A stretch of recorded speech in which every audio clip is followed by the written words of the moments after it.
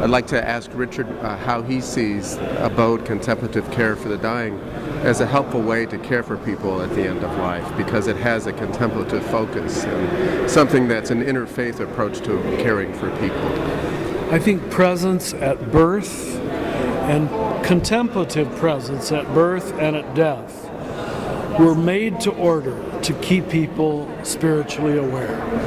We have medicalized both of those events, birth and death. We've made them hospital events instead of family, life-giving events that we're all present to. So anybody who's talking about a contemplative attitude toward dying and leading people into that accompaniment, I can only say that's genius. That'll do more than renewing all kind of church programs. Because again, to repeat, birth and death are the natural sacraments. The natural sacraments that change people deeply. You can't fake it. You're different afterwards. But it has to be a contemplative approach. In other words, that you're not just looking at it in a functional way or a pragmatic way or an efficient way, but what is happening here? What does this mean?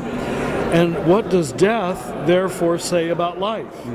If this is what's happening at death, then what does life mean?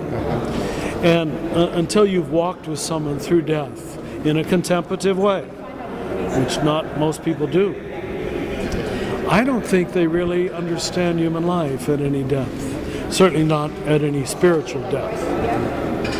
I'm thinking too also of the Benedictines talk about meditation being the first death too.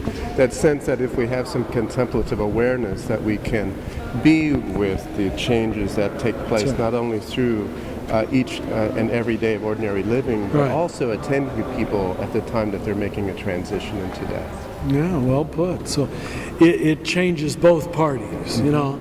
It's a transformative experience, certainly for the one dying who experiences so much more love, but for those of us watching the person dying. Being present and being aware and attending to. That's right. In that way. That's right.